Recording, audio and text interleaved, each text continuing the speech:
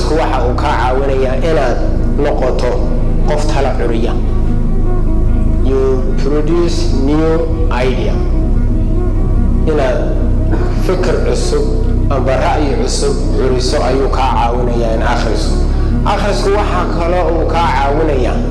in aad kororsato wax ka maqna oo markaad wax hadaad hadlayso wax kugu jireen baad ku hadlaysaa laakiin marka aad wax akhrido wax ka maqna baa ku soo kordha ta kale mididu marka ay afbeesho wala afeeya maskaxda amba ra'yigaaguna marka aanad waxba curinaynin you have to be a reader marka waa soofaha maskaxda ibn aadanka la mariyo akhrisku amba maskaxda ibn aadanka kobciya waxa uu akhrisku ka caawinaya